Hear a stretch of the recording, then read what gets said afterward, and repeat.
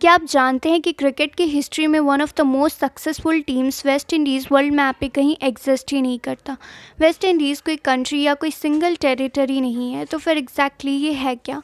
1492 में स्पेन की queen Isabella और किंग फर्दिनांद ने इटालियन एक्सप्लोरर क्रिस्टोफर कोलंबस के वॉयज को स्पॉन्सर किया ताकि वो एशिया के लिए एक नया ट्रेड रूट ढूंढ पाए, ताकि स्पाइस, सिल्क और गोल्ड के ट्रेड के लिए एक तेज़, ज़्यादा सीधा और सस्ता ट्रेड रूट मिल सके और ऑटोमन एम्पायर के कंट्रोल वाले लैंड रूट्स को बाईपास किया जा सके।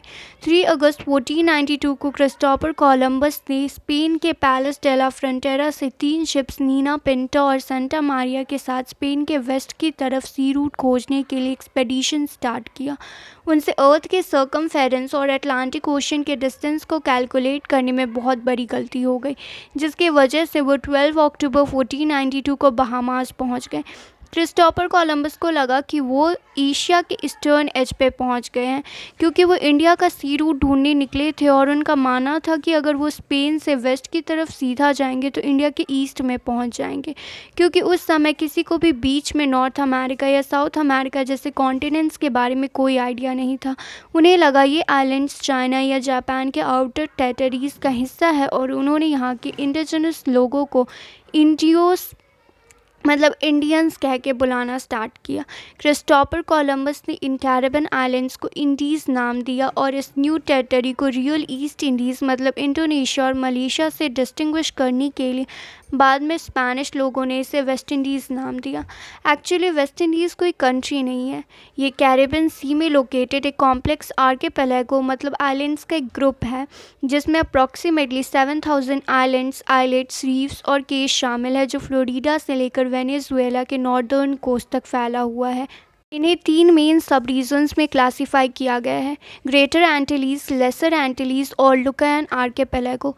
13 independent countries Antigua and Barbuda, Bahamas, Barbados, Cuba, Dominica, Dominican Republic, Grenada, Haiti, Jamaica, Saint Kitts and Nevis, Saint Lucia, Saint Vincent and the Grenadines और Trinidad and Tobago West Indies का part है। इसके अलावा कई dependent territories और overseas areas हैं जो primarily United States, Britain, France और नीदरलैंड्स के कंट्रोल में और वेस्ट इंडीज़ का पार्ट है। इंडिया की तरह ही ये कैरिबियन आइलैंड्स भी पहले ब्रिटिश कॉलोनी का पार्ट थे।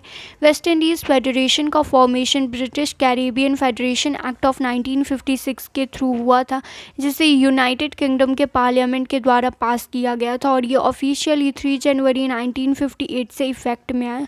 वर्ल्ड वॉर 2 के बाद डीकोलोनाइजेशन स्ट्रैटेजी के तहत इसे एक पावरफुल और इकोनॉमिकली वाइबल रीजन बनाने के लिए यूनाइटेड किंगडम ने इसे इस्टेब्लिश किया था, जिसमें ब्रिटिश के 10 कैरिबियन कॉलोनीज शामिल थे। इस फेडरेशन का मेन एम एडमिनिस्ट्रेशन को वेल ऑर्गेनाइज करना और इन आइलैंड्स के बीच पॉलिटिकल यूनिटी को प्रमोट करना था, जो हिस्टोरिकली ब्रिटिश रूल के अंडर सेपरेटली काम करते थे।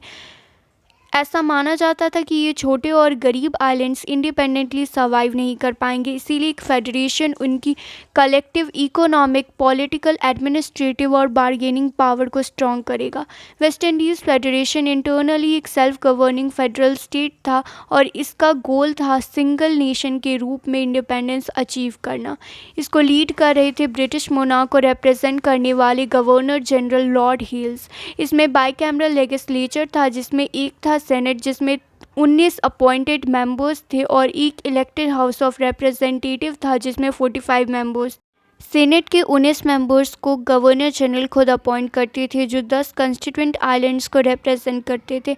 मॉन्सोराट को छोड़कर सभी टेरिटरी से 2-2 सेनेटर्स को सीनेट में जगह मिलती थी, हालांकि मॉन्सोराट में से सिर्फ किसी एक को ही सीनेट में जाने का मौका मिलता था। इस फेडरेशन के एग्जीक्यूटिव बॉडी को लीड कर रहे थे गवर्नर जनरल लॉर्ड हिल्स और बारबडोस के पीएम सर ग्रांटली एडम्स। इसके अलावा कैबिनेट में अलग अलग रीजन्स के मिनिस्टर्स भी शामिल थे। इन आइलैंड से जुड़े सारे लीगल मैटर्स को देखने के लिए 1958 में एक सुप्रीम कोर्ट भी इस्टेब्लिश किया गया था और त्रिनिदाद का पोर्ट ऑफ स्पेन इसका कैपिटल था। इस फेडरेशन का एडना मैनली द्वारा डिज़ाइन किया गया एक यूनिफाइड फ्लैग तो था, लेकिन यहाँ कोई सेंट्रल इकोनॉमिक कंट्रोल नहीं था। हर एक यूनिट का अलग अलग इकोनॉमिक इंटरेस्ट था और वीक सेंट्रल फंडिंग और रेवेन्यू डिस्प्यूट की वजह से ये एक यूनिफाइड इकोनॉमिक यूनियन के बजाय अलग अलग प्रोविंसेस की तरह काम करते थे। डीप रूटेड राइवलरीज और शायद कॉमन आइडेंटिटी की कमी की वजह से इन आइलैंड्स के बीच अविश्वास पैदा हो गया। इसके बाद 1961 में हुए एक रेफरेंडम के बाद जमैका ने इस फेडरेशन को छोड़ दिया, जिसके तुरंत बाद त्रिनिदाद और टोबैगो ने भी इस फेडरेशन को छोड़ दिया, जिसकी वजह से ये फेडरेशन बहुत ही अनस्टेबल हो गया। Intense internal political competition, economic disparities और वीक सेंट्रल गवर्नमेंट की वजह से 31 मई 1962 को ये वेस्ट इंडीज़ फेडरेशन डिसॉल्व हो गया। इस फेडरेशन के डिसोल्यूशन के बाद मेंबर आइलैंड्स फिर से अलग अलग ब्रिटिश कॉलोनीज बन गए और तेज़ी से इंडिविजुअली इंडिपेंडेंस गेन करने के लिए काम करने लगे।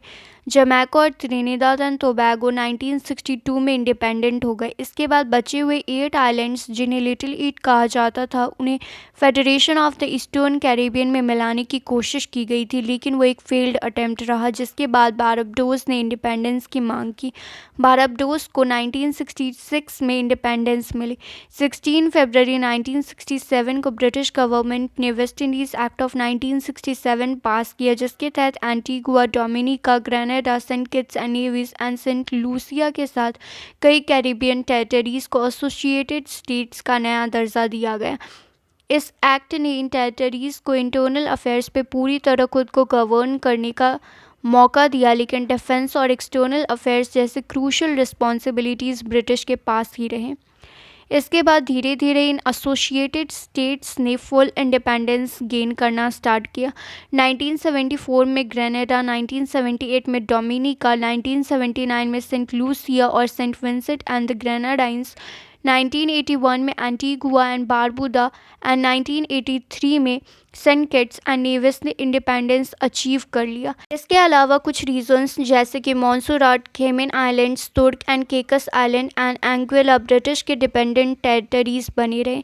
वेस्ट इंडीज़ फेडरेशन के कोलैप्स के बाद कैरिबियन लीडर्स ने इकोनॉमिक इंटीग्रेशन, ट्रेड और इंडस्ट्रियल डेवलपमेंट को बढ़ाने के लिए Caribbean Free Trade Association form किया। इसे 1965 में इस्टेब्लिश किया गया था। 1968 में ये फॉर्मली एक्टिव हुआ और 1972 तक ये एक्टिव रहा।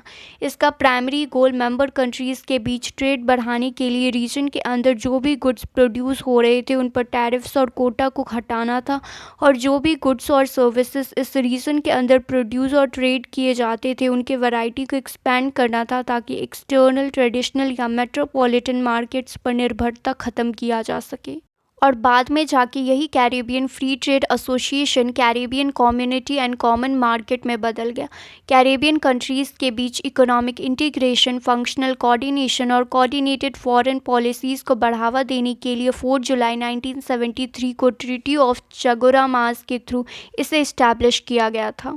फिर इस ट्रीटी को 2001 में रिवाइज करके CARICOM single market and economy बना दिया गया और 1 जनवरी 2006 को इसे इनिशिएट किया गया था, जिसका एम था इकोनॉमिक इंटीग्रेशन को बढ़ावा देना, गुड्स, सर्विसेज, कैपिटल और स्किल लेबर के फ्री मूवमेंट को अलाउ करना था और single stronger economic space develop करना।